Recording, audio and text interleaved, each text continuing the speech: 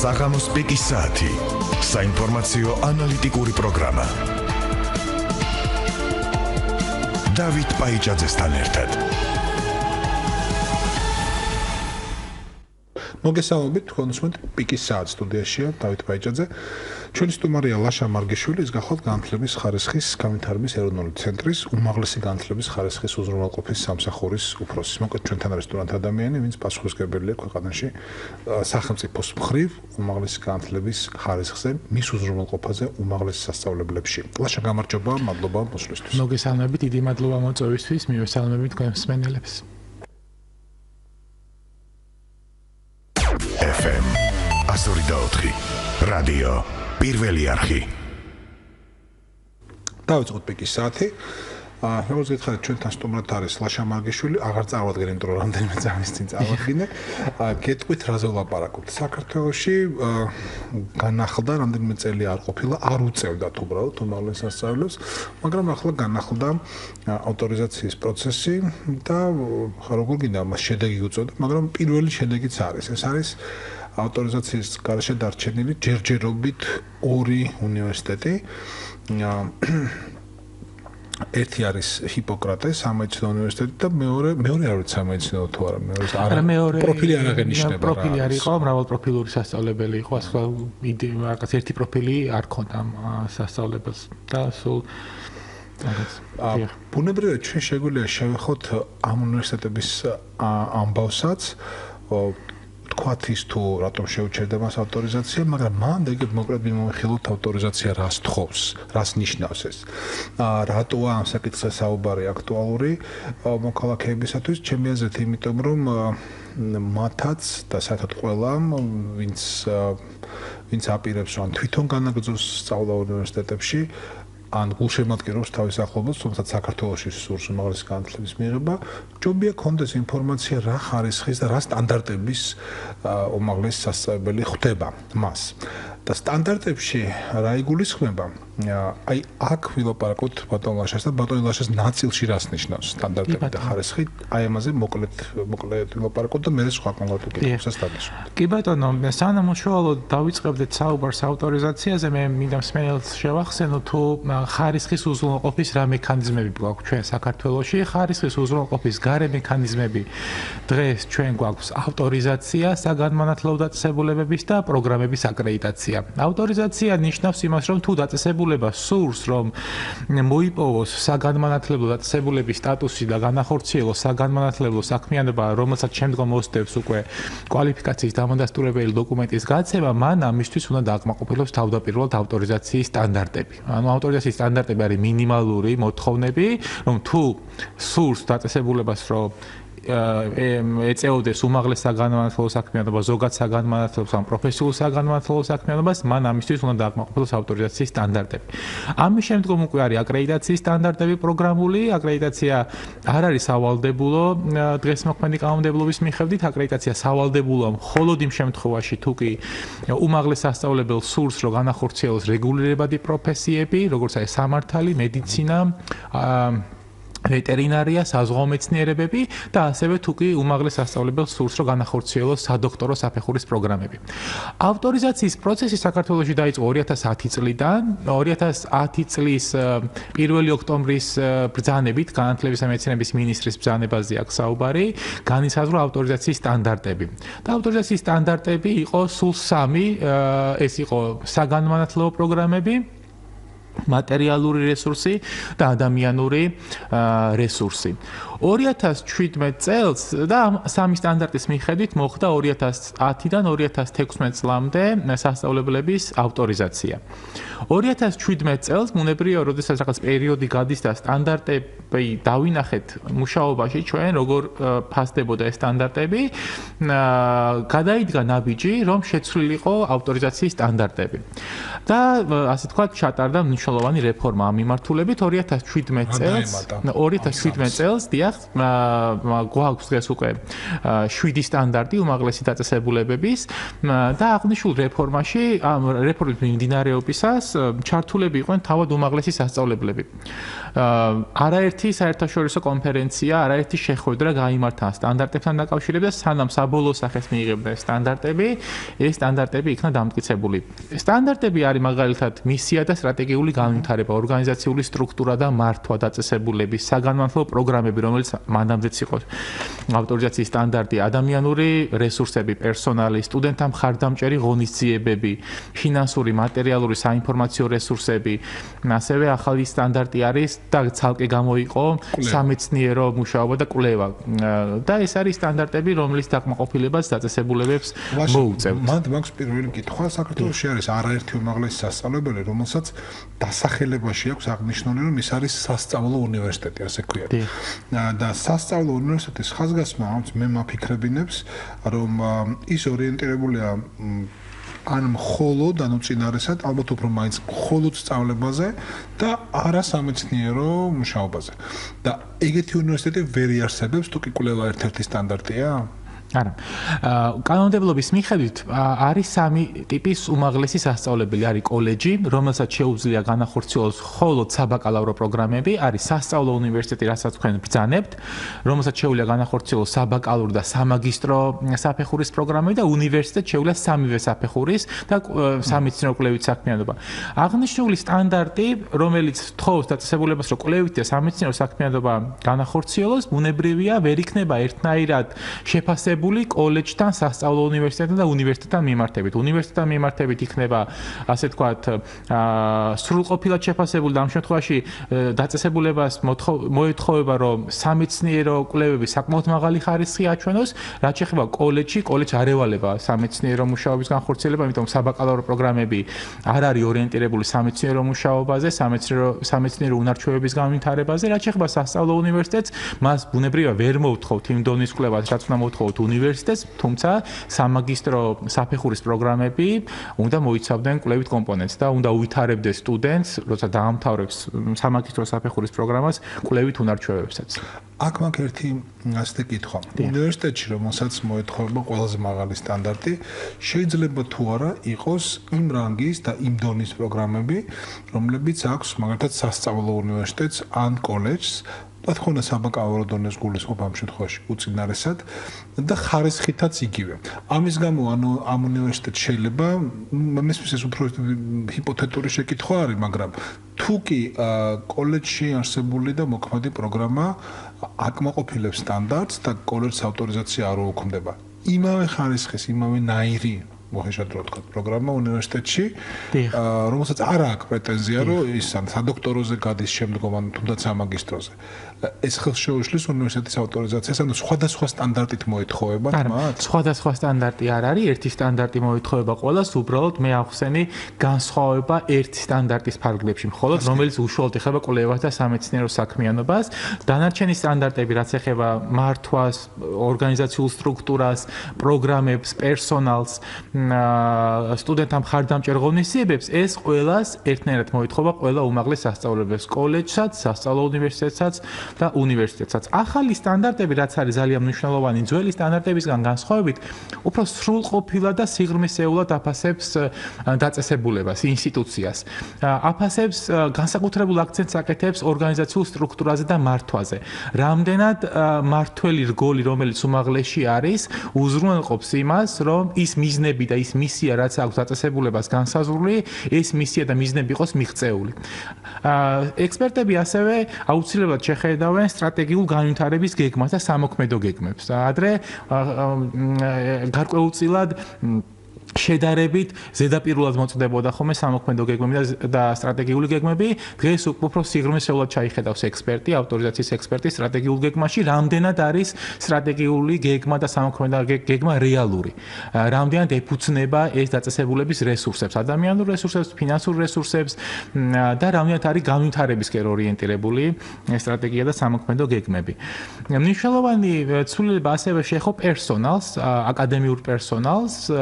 იცით რომ დღესდღეობით 72 უმაღლესი საგანმანათლებლო დაწესებულება ფუნქციონირებს და ყველამ კარგად ვთქვით, რომ აკადემიური პერსონალის ნაკლებობაა ზოგადად, იმიტომ რომ დაახლოებით 1500-მდე პროგრამა არის აკრედიტირებული და შეუძლებელია ყველა პროგრამაზე იყოს, თქვათ, მაღალი ხარისხის სათანადო დონის პერსონალი. და ამ შემთხვევაში პერსონალსაც მოითხოვა, თქვათ, რომ უმაღლეს სასწავლებლებთან გააკეთონ აფილირება და ამ შემთხვევაში მოხდება ასევე გადამოწმება მათი დატვირთვის. რამდენად არიან ისინი დატვირთულები და ეს ხომ არ იწევს, თქვათ, განათლების ხარისხის დაბლა დაწევას. აფილირება ნიშნავს, რომ აკადემიური პერსონალი ყარად იყოს დაკავშირებული ამ უმაღლეს სასწავლებელთან სამეცნიერო მიწვეული კი არ იყოს, ეროვნული შტატიანი იყოს. დიახ, აკადემიური თანამდებობა ეკავოს და სამეცნიერო კვლევით საქმიანობა სახორციელებდეს იმ უმაღლეს სასწავლებელში და რაშიც ასევე დაწესებულება ვალდებული, რომ ხელი შეუწყოს მას, რომ პროფესორმა არა მხოლოდ თავისი დრო დახარჯოს სალექციო საათებზე, არამედ კვლევაზე და სამეცნიერო საქმიანობაზეც. კი ბატონო. თქვენ უსმენთ პიკის საათს, მე შეგახსენებ ჩვენს ნომრებს 240-9192, 240-92, FM 102-სა და 4-ზე უსმენთ ახლა რადიო პიკის საათს, ხოლო ინტერნეტში შეგიძლიათ უყუროთ ჩვენ გადაცემას და უსმინოთ როგორც ჩანაწერს, ისე პირდაპირ ეთერსაც ახლა აკეთებთ. მისამართზე 1.tv.g. კიდევ ერთხელ ჩვენი ნომრები 240-9192, 240-92. ჩემი ზოგი შეკითხვა შეიძლება იყოს დილეტანტური, მაგრამ მაინც მათ დავსვამ. როდესაც ფუძნდება უმაღლესი სასწავლებელი და რაც გინდა ის იყოს, გინდა კოლეჯი იყოს, გინდა სასწავლო უნივერსიტეტი იყოს, გინდა უნივერსიტეტის საკუთრივ. მაშინ თუ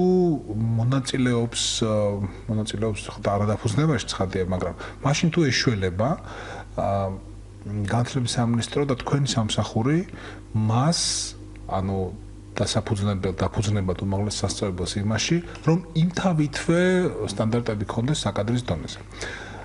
თუ ამ შემთხვევაში სახელმწიფო განზია გამდგარი აცდის დაფუძნებას, დაწყებას მუშაობის ამოქმედებას და მერე მიდის და უმოწმებს ის როგორია. იმისათვის რომ უმაღლესი სასწავლებელი დაფუძნეს, ამისთვის უნდა გაიაროს მან ავტორიზაცია. სმენელია, მოდი მივიღოთ და ჩემი კითხვაც არ დაგავიწყდეთ. გამარჯობა. უკაცრავად ხალბატონო, თავიდან გისმენთ, გამარჯობა. არა, თავიდან დაიწყეთ ხალბატონო კითხვა. კოლეჯის დამთავრების შემდეგ თუ აქვს უფლება უმაღლეს სასწავლებელში მაგისტრატურაში ჩაბარების? კარგი, მადლობა. კი ბატონო. დიდი მადლობა კითხვისთვის.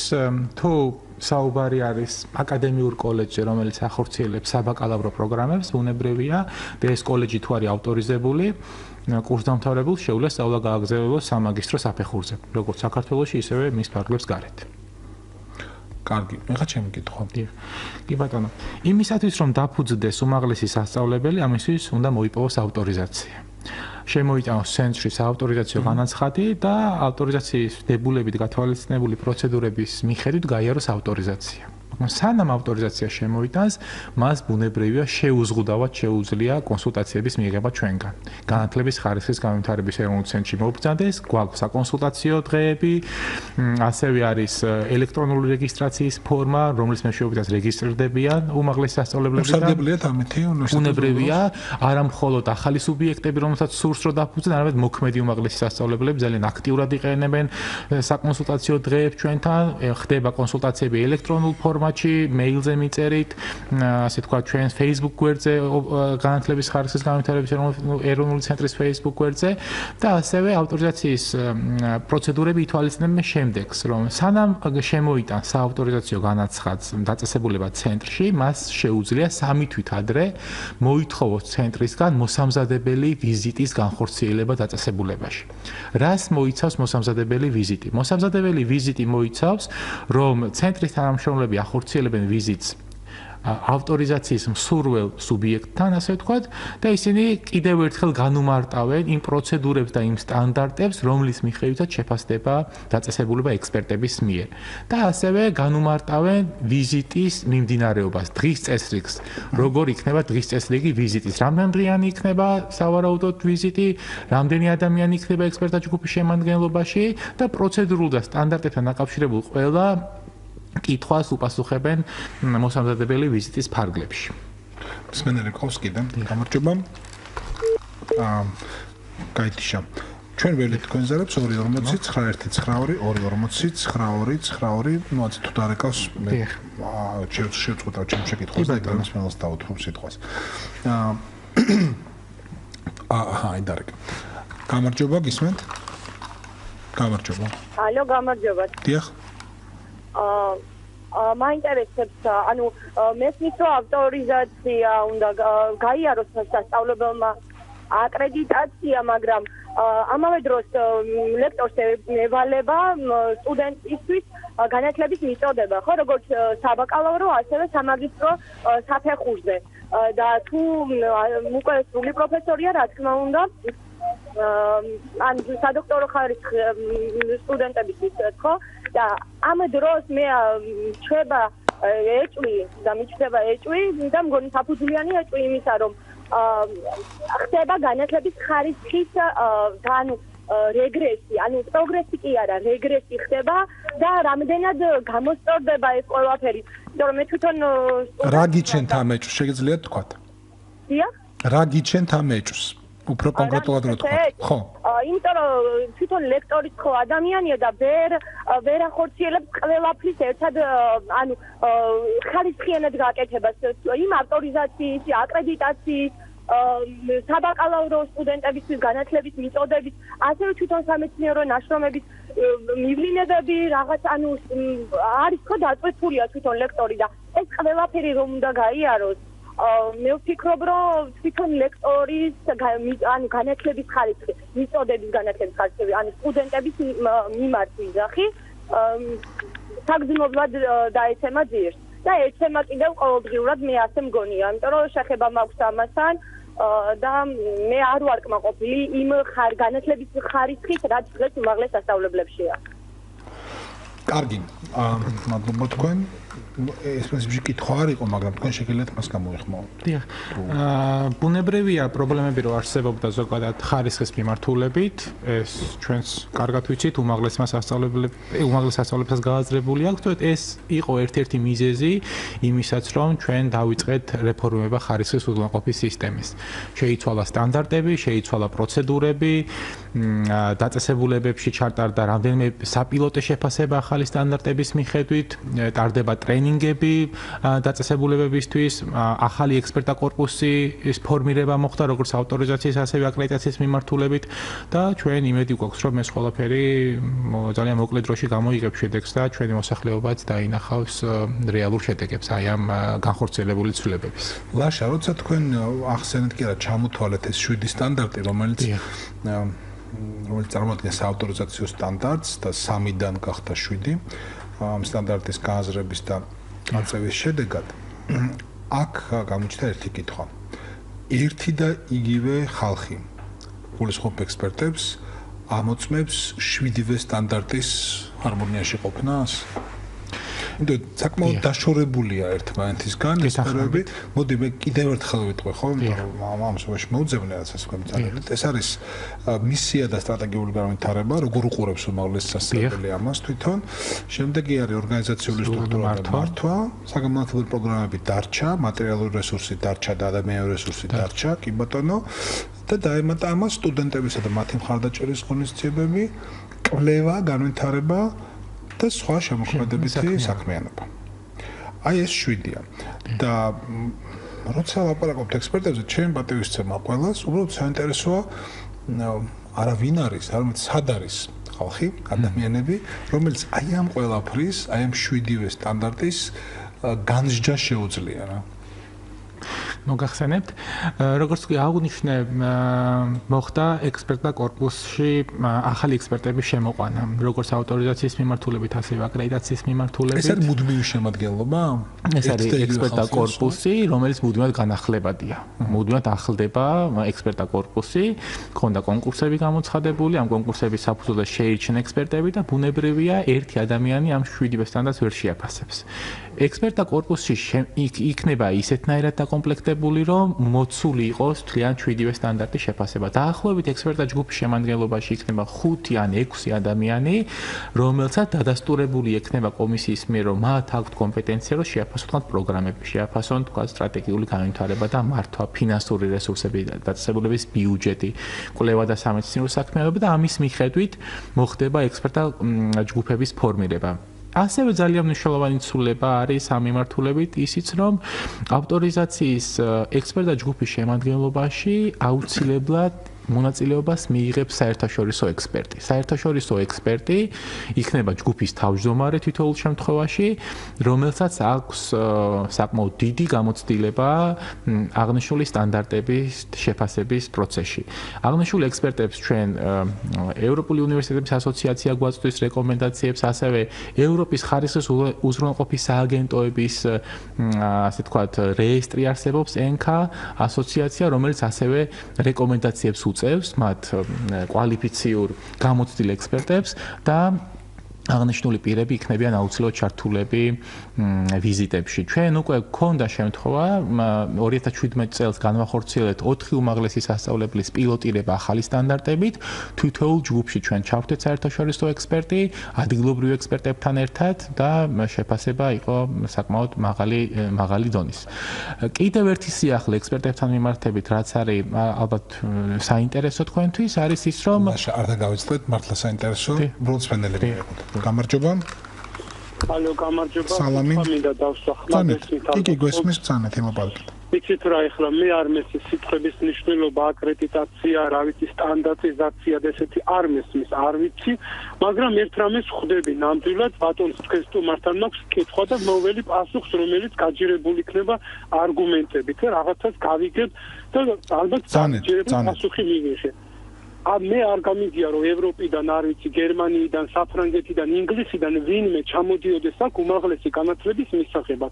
ესეთი რამე არ გამიგია, არ მინახია. მე სწავლობდი, ჩემი ჯგუფელები ყველანი და ვინც ახლა სწავლობს, ყველანი რა ვიცი, გერმანელი სტუდენტი არ შემხედრია აქ ჩამოსულიყოს, ან ფრანგი, ან ინგლისელი, ან ამერიკელი. პირიქით კი ხედავ აქედან რომ მიდიან იქ განათლების მისაღებად. იცით რატომ ბატონო ჩემო, ყველანაირი ექსპერტების მოწვევის გარეშე ადამიანებმა იციან, რომ აქ ხარისხის ვერაფერს ვერ ისწავლი, ვერაფერს ვერ გასწავლიან წესიერს. გასაგებად რომ რაღაცა პროფესიას ვერ შეიძენ, რომ მერე სამუშაოს იშოვით. ეხლა მაინტერესებს რატოა ესე ქართული განათლება, რატო არის უხარისხო? ეს უნდა ვთქვათ, ხო? დიაგნოზი რა არის, რომ ვერც უმაღლესში ვერ მიიღებ ხარისხიან განათლებას. კარგი, მადლობა კითხვისთვის. ეს არის კითხვა არ მხოლოდ თქვენთან, არამედ საერთოდ ამ საზოგადოების წინაშე, ნებისმიერი ხელისუფლების წინაშე, რომელიც საქართველოს შეიძლება ყავდეს და უწინარესად ალბათ აკადემიური წრეების და განათლებაში პროფესიულად ჩაბმული ხალხის წინაშე, ხო? ეს არის არა მარტო ერთი მსმენელის ფიქრი და წუხილი, ასე ვფიქრობ. გეთახმებით, საკმაოდ კომპლექსური საკითხი, ამას ერთი მიზეზი ვერ ექნება ბუნებრივ, ერთი კონკრეტული, ეს არის საკმაოდ კომპლექსური პრობლემა.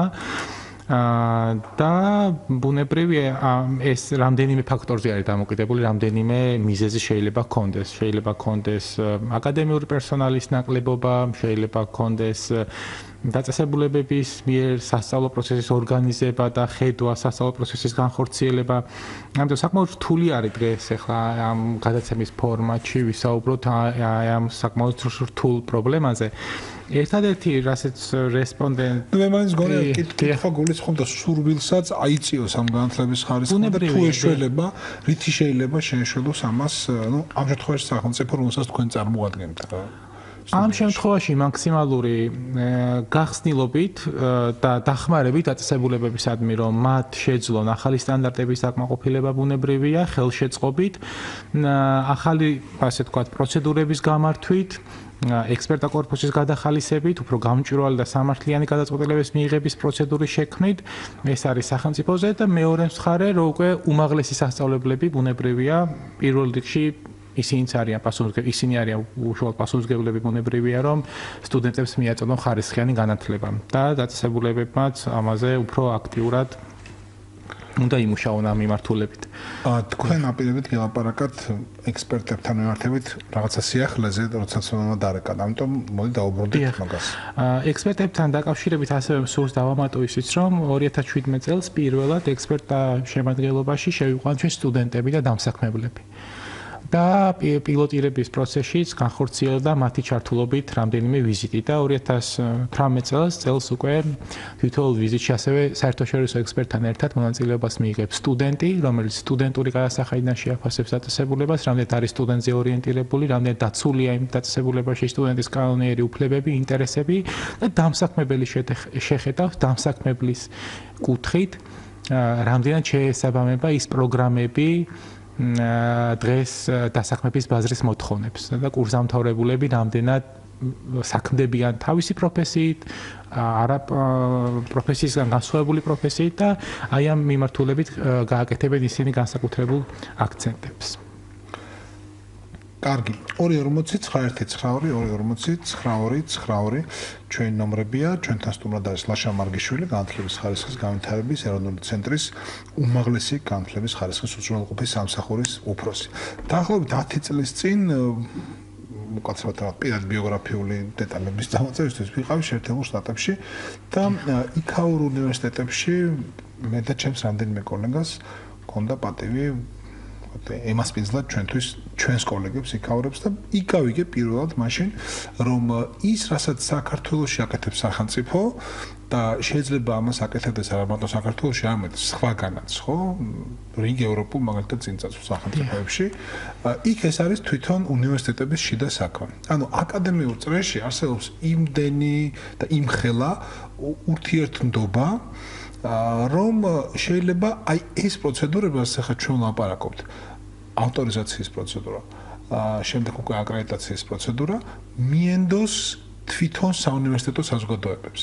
და მაგალითად ერთი უნივერსიტეტისთვის აკრედიტაციის ან ავტორიზაციის პროცედურათა ჩასატარებლად გამოიყოს სხვა უნივერსიტეტებიდან შემდგარი ან ხარჯ რაღაცა წარმომადგენლობითი ადამიანების ჯგუფი სახელმწიფოს ყოველგვარი ჩარევის გარეშე.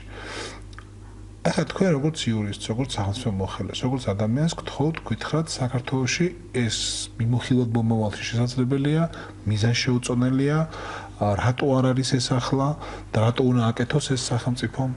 კი ბატონო, გეტყვით რომ რამდენიმე მოდელი არსებობს მართლაც და ჯობები და ისე ყოფილიყო თუ ასე. ზოგიერთ შემთხვევაში მოგეხსენებათ რომ გარე ხარისხის უზრუნველყოფასაც დღეს განათლების ხარისხის განვითარების ეროვნული ცენტრი ახორციელებს, ამას ახორციელებენ კერძო სამართლის სუბიექტები, არის შემთხვევები, როდესაც თქვა დაწესებულებას ენიჭება ავტორიზაცია და ამ შემთხვევაში ან ინსტიტუციური აკრედიტაცია და ამ შემთხვევაში უკვე ის თვითონ ახორციელებს, ასე ვთქვათ, თავისი პროგრამების შეფასებას. ერთ-ერთი მნიშვნელოვანი მომენტი, რაც ახალმა სტანდარტებმა გაითვალისწინა, არის რომ წინა პლანზე წამოწია წინა ადგილას, ასე ვთქვათ, განსაკუთრებული ადგილი დაუთმო შიდა ხარისხის უზრუნველყოფის მექანიზმებს დაწესებულებაში, დაწესებულებაში უნდა არსებობდეს გამართული შიდა ხარისხის უზრუნველყოფის სისტემა.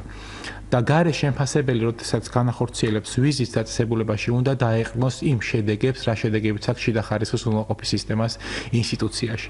ასევე აკრედიტაციის სტანდარტებშიც განხორციელდა მნიშვნელოვანი ცვლილებები და იქ ერთ-ერთი სტანდარტი სწორედ ეხება ხარისხის უზრუნველყოფის მექანიზმებს დაწესებულებაში, რომელიც თხოვს, რომ დაწესებულებამ გაითვალისწინოს შიდა და გარე შეფასების დროს შიდა და გარე შეფასების განხორციელების შედეგად გამოვლენილი შედეგები. და ესეც არის მნიშვნელოვანი, რომ ამ შემთხვევაში დაწესებულებებს ასე ვთქვათ, ხდება წახალისება სტანდარტებით, რომ მათ ვთქვათ, სანამ შემოიტანეს ავტორიზაციო საკრედიტაციო განაცხადებს, რომ ერთმანეთის ასე ვთქვათ, კოლეგიური შეფასებები გააკეთონ და ამ შემთხვევაში ესეც ამ მიმართულებითაც იწყება უფრო აქტიურად მსჯელობა დაწესებულებებში, რომ მათ უფრო აქტიურად გამოიყენონ ეს მექანიზმი, რომ სანამ შემოიტანეს ცენტრში საავტორიზაციო ან სააკრედიტაციო განაცხადი რომ თქვათ საერთაშორისო ექსპერტი მოიწვიონ თავად ერთმანეთს თხოვონ კოლეგიური დახმარება და შეაფასონ მათ კოლეგებმა თავიანთი ერთმანეთის პროგრამები. და ეს არის ძალიან მნიშვნელოვანი ბუნებრივია და მსმენელი შემოეხლა უბრალოდ მინდა არც თუმცა სწორი ანალოგია და სწორი პარალელი მოეყვანო. როგორც მესმის თქვენ ახლა ლაპარაკობთ რაღაცა იმის გავს მოვლენაზე, როგორიც არის მაგალითად კერძო სამართლის იურიდიული პირების მიერ თქვათ, კერძო აუდიტორების მოწვევა საიმისოთ, რომ მათ მოუწესრიგოს ფინანსური აღრიცხვიანობა და ან კიდევ რაღაცა სხვა პრობლემები, საიმისოთ, რომ ისინი სახელმწიფოს წინაშე მერე იყვნენ პირნათელები. ამაზე ლაპარაკობთ. მთლად გარ გამოდის, იმიტომ რომ ამ შემთხვევაში საუბარია ხო კოლეგების მიერ ერთმანეთის შეფასებაზე. ეს არ არის დაქირავება, ეს არის მემორანდუმის ხელშეკრულების საფუძველზე ერთი უნივერსიტეტი თანამშრომლობს მეორე უნივერსიტეტთან ამ შემთხვევაში. მსმენელი გყავს. გამარჯობა. გამარჯობა, ბატონებო.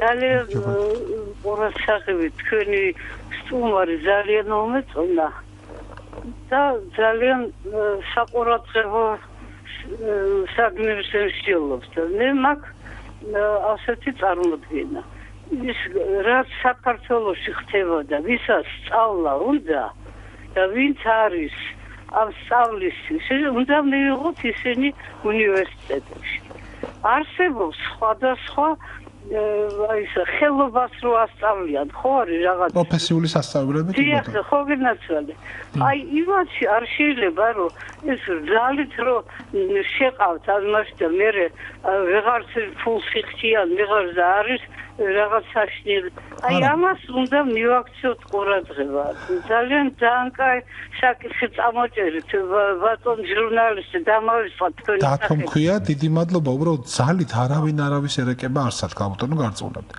სასწავლებლებში ძალით შერეკვა აღარ ხდება მომეწონა თქვენი სტუმრის მსჯელობა ხო მე მაგალითად ჩემი შვილი სწავლობდა ჩეხეთში ინგლისურ ენაზე აქ თქო არ მოეწონა და იქ დაამთავრა და მიიღო მშვენიერი ცოდნა სპეციალობა იმიტომ რომ იმას უნდა სწავლა აქ ძალით ის არ გამოდის ვისაც უნდა სწავლა ის ყველგან კარგად ისწავლის დიდი მადლობა ბატონებო მადლობა დიდი მადლობა არავინ აკნინებს სტუდენტის მოტივირებული ადამიანის ენთუზიაზმის მნიშვნელობას და სწავლის ადმინისტრირების მნიშვნელობას, ჩვენ ვლაპარაკობთ აი ამ მისწრაფებას როგორ უპასუხებს, როგორც აკადემიური საზოგადოება, ისე სახელმწიფო ამაზე ლაპარაკით, თორემ ძალით მე ვერ მივხვდი სველმა რა იგულისხმება, ერთი მე მახსოვს მე უკაცრავად თქვენზე უფროსი ვარ და მახსოვს საბჭოთა პერიოდში სკოლაში რომ სწავლობდი, ну იქ ემხრებოდნენ სუსტი აკადემიური მოსწრების ქონებას მოსწავლეებს, რომ 9 კლასის მერე გაგიშვე პროფტექნიკუმში, რაც სრული სიმახინჯე იყო, გაშვება კი არა ამ ტიპის მუქარა, მაგრამ ახლა ეს აღარ არის ნამდვილად და ორთვაში ამა თუ იმ სფეროში ცოდნას მიდაღებინებ და ამით დაგსჯიო ესეთი მუქარა საქართველოში აღარ არის. თან მნიშვნელოვანია რომ არსებითად შეიცვალა პროფესიული განათლების მიმართულებით სახელმწიფოს მიდგომა ხდება ძალიან მნიშვნელოვანი პოპულარიზაცია პროფესიული განათლების უფრო მეტი სტუდენტი მიდის პროფესიული კუთხით ეუფლებიან პროფესიულ პროგრამებს შესაბამის ხელობებს და ასე ვთქვათ ადვილად არიან მე უკვე დასაქმებადი შრომის ბაზარზე. ეს არის ძალიან მნიშვნელოვანი. მე ერთი ეგეთ დასკვნიდან გამოვიტანე თქვენი წინანდელი საუბრიდან სამსვენელი დარეკავდა, რომ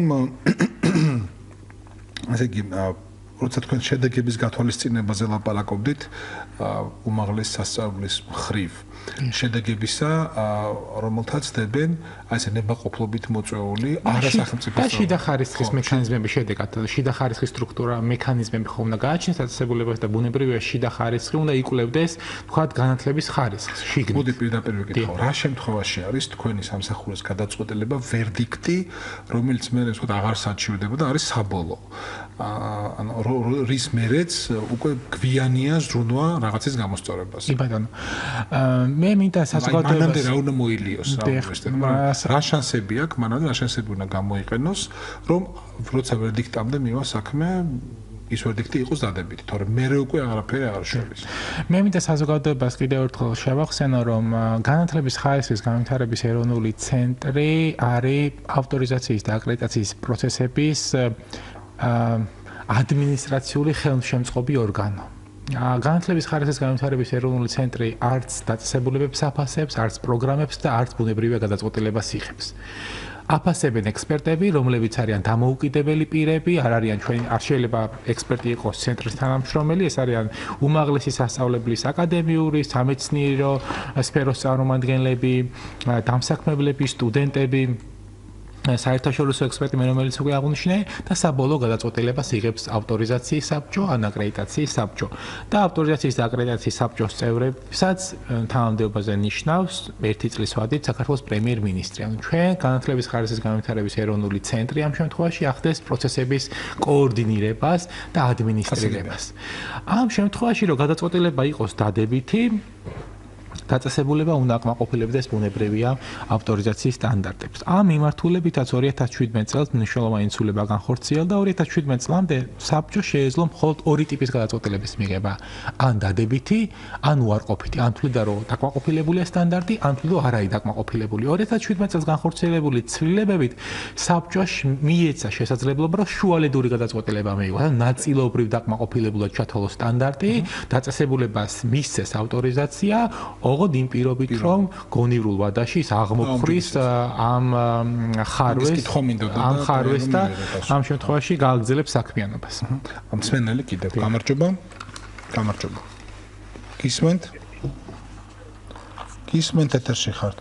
უკაცრავად. შეიძლება ხო? ხო. მოგესალმებით. სალამი. გამარჯობათ. კოლკატა ლაპარაკობს და ვინ ლაპარაკობს უკაცრავად? ვინ ლაპარაკობს გამოტანო? ჩეჩაში ესაქმე.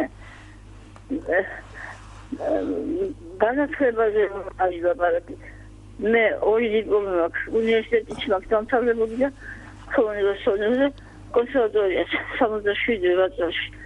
ხო და ისეთი იპოთეკის კაი, თავად ბოდიშს გიხდით უკაცრავად თქვენთან ჩვენ ლაპარაკობთ სულ სხვა საკითხზე, ბოდიში თქვენთან.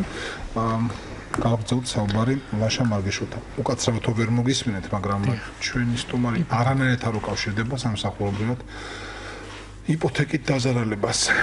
2.49.2.49 ჩვენაურია. თქვენ თქვით რომ ექსპერტები არიან სრულად დამოუკიდებლები, თქვენ ხოლმე ხელშემწყობი ორგანო ხართ, გადაწყვეტილება მათია. ჩვენ ცხოვრობთ პოლიტიკურად პოლარიზებულ საზოგადოებაში და შეუძლებელი არ გაგიჩნდეს ეს კითხვა, რომ აი შეიძლება თუ არა ექსპერტები წარმოადგენდნენ კრებულს ადამიანებისას, რომელთაც ან მომენტებული ლოიალობა აქვს გარკვეული პოლიტიკური ჯგუფის მიმართ, თქვათ ხელისუფლების მიმართ, ან მომენტებული კრიტიციზმი შეიძლება ჰქონდეთ რომელიმე წევრის მიმართ აკადემიურ პერსონალსა ამა თუ იმ უნივერსიტეტში. ადამიანები ვართ, ეს ყველაფერი შესაძლებელია და შესაძლებელია თქვენი სტრუქტურის რაგინა გამართული მუშაობის მიუხედავად უნივერსიტეტს გამოეცხადონ ექსპერტები, რომლებიც თავისი მიკერძოებით შეიძლება ვერ აღმოჩნდნენ ისეთი კეთილსინდისიერნი, როგორიც სასურველია იყოს და როგორიც შეშვენის ამ პროცესს. ეს რისკები არის თუ არ არის? მე ვარაუდობ, უფრო არის. ბუნებრივია რისკი ყველა პროცესს აქვს, თანსდევს ყველა რისკი და ჩვენ ვზრუნავთ ამ რისკების მაქსიმალურად შემცირებაზე. ერთი რომ სუბიექტური რო არ იყოს შეფასება, ეს უზრუნველყოფილია იმითი რომ არასდროს ექსპერტთა ჯგუფში არ არის ერთი ან ორი ექსპერტი და ბუნებრივია რამდენიმე ადამიანისგან შედგება ექსპერტთა ჯგუფი და დოკუმენტი რომელიც დგება დასკვნა ყველა ხელსაწერს ამ დასკვნას, ანუ ყველა შეფასება იქ მოცემული და ეს დასკვნა არ შეიძლება დაიფუძნოს მხოლოდ ერთი, თქვათ, სუბიექტურად განწყობილი ადამიანის მოსაზრებებს, ბუნებრივია ეს არის პირველი ეტაპი. მეორე, ექსპერტთა ჯგუფი ამზადებს დასკვნის პროექტს და დასკვნის პროექტს წარმოადგენს ცენტრში. თუ დასკვნის პროექტი არ არის დასაბუთებული, თუ არ არის მტკიცებულებებით გამყარებული მკაფიო, ამ შემთხვევაში ცენტრი არ იბარებს დასკვნის პროექტს და უკან უბრუნებს ექსპერტთა ჯგუფს ხელახლა გადასამუშავებლად. ყოფილა ეგ მომხდარა? ბუნებრივია, არაერთხელ ხდება ესეთი შემთხვევა, როდესაც აკლია თქოთ არგუმენტაცია დასკვნის პროექტზე. ამის შემდგომ დასკვნის პროექტი სანამ მიიღებს საბოლოო სახეს, ეგზავნება თავად დაწესებულებას, უმაღლეს სასწავლებელს. და უმაღლეს სასწავლებელს შეუძლია დასკვნის პროექტზე გააკეთოს თავისი შენიშვნები, მოსაზრებები, თუ იქ დაინახა ფაქტობრივი უზუსტობები. და ამის შემდგომ ეს ფაქტობრივი უზუსტობების თავაზე დაწესებულების 5 სამუშაო დღე. დაწესებულების არგუმენტირებული პოზიცია დასკვნის პროექტზე ეგზავნება ექსპერტთა ჯგუფს და ექსპერტთა ჯგუფი მხოლოდ ამის შემდგომ აყალიბებს დასკვნა საბოლოო სახით. ამის შემდგომ უკვე დასკვნა და არგუმენტირებული პოზიცია გადის ავტორიზაციის საბჭოზე, რომელიც შედგება 17 წევრისგან და ხმათა უმრავლესობით საბჭო ან ანიჭებს ინსტიტუციას ავტორიზაციას, ან უარს ეუბნება ავტორიზაციის მინიჭებას. ან ამ შემთხვევაში აკრედიტაციაზე თუ ასაუბარი აკრედიტაციის მინიჭებას. გაცემა ჩვენ დავიწყეთ მსმენელისთვის იმის თქმით, რომ განახლდა საქართველოში ავტორიზაციის პროცესი, ამას შემდეგ მოყვება აკრედიტაციისა და როცა განახლდა თქვი ვიგულისხმებ, სულ ბოლოს ავტორიზაციის ამბებმა როდის მიიპყრო საზოგადოების ყურადღება, ეგ იყო 2013 წლის დასაწყისი, ხო? ეს იყო და ყველას ახსოვს ეს რაც ეს ხო თავისუფალ უნივერსიტეტის ავტორიზაციის გაუქმება მაშინ ხო აგრარული უკაცრავად რომელიც ჯერ გააუქმეს მაგრამ შემდეგ ეს საკითხი მოგვარდა და მიენიჭა ავტორიზაცია და გააგრძელა საკითხი მაგრამ მაშინ მე სწორედ წინა კითხვა ამიტომაც დავსვირო მაშინ ეს აღიქმებოდა რაცა პოლიტიკური ანგარიშწორების ინსტრუმენტად ხო ავტორიზაცია იმ დროს მე თქვენ ამას პასუხს არ გთხოვთ ცხადია ბუნებრივია მაგრამ აი ამ ტიპის რისკებისგან რომ ყოველგვარი ეჭვისგან დაცლილი იყოს ავტორიზაციის პროცესი მას რა იცავს და ამით დავამთავროთ იცავს სტანდარტები ახალი ეჭვი რომ ეს არის პოლიტიკური ინსტრუმენტი აი ეს რო უბრალოდ არ გაჩნდეს იცავს ახალი მექანიზმები სტანდარტები და პროცედურები ახალი ექსპერტთა კორპუსი განახლებული პროცედურები რომელიც არის უფრო გამჭვირვალე შედარებით უფრო ჩემედაც სამართლიანი ობიექტური და ეს ყველაფერი ერთად გვაძლევს იმის თქმის უფლებას რომ ეს პროცესები რომელიც იქნება 2018 წელს განხორციელებული იქნება ობიექტური სამართლიანი და გამჭვირვალე საზოგადოებისთვის ლაშა დიდი მადლობა თქვენ დიდი მადლობა პირიქით მადლობა ლაშა მარგიშვილი განათლების ხარისხის განვითარების ეროვნული ცენტრის უმაღლესი განათლების ხარისხის უზრუნველყოფის სამსახურის უფროსი იყო ჩვენი სტუმარი დღეს პიკის საათში ჩვენ ლაპარაკობდით ავტორიზაციის პროცედურებზე რომელიც უკვე შეეხო უნივერსიტეტებს და ორ უნივერსიტეტს ჩამოერთვა როგორც ვიცით გაუუქმდა ავტორიზაცია ამ უნივერსიტეტის სტუდენტები არიან ასე ვთქვათ მათ მიეცემათ შესაძლებლობა რომ გადაგანცემდნენ სხვა უმაღლეს სასწავლებელს მნიშვნელოვანი რაც არის ბატონო დავით თუ შეიძლება თქვენ ნებართვით დავამატებ რომ ამ დაწესებულებებს ავტორიზაცია გაუუქმდა ძველი სტანდარტებით და არა ახალით ეს არის იმ სამი სტანდარტის დაუკმაყოფილებლობის გამო და არა ახალი სტანდარტებით იმ მარტივ სტანდარტებით იმ მარტივ მინიმალური სტანდარტებით დიახ კი ბატონო მადლობა ამ დაზუსტებისთვის პიკის საათი ამით სრულდება მადლობა მსმენელებს მათ აქტიურობას ყოველთვის ველოდებოდი მაგრამ დღეს განსაკუთრებით აქტიური იყვნენ და მადლობა ინგა გურგენაძე ხმის რეჟისორი ნინო რამიშვილი პროდიუსერი დღევანდელი გადაცემის დავით პაიჭაძე უწყობოდა პიკის საათს და ორ შაბათს შევხვდეთ ერთმანეთს ლაშა ნახვამდის კარგად ბრძანდებოდეთ მადლობა კიდევ ერთხელ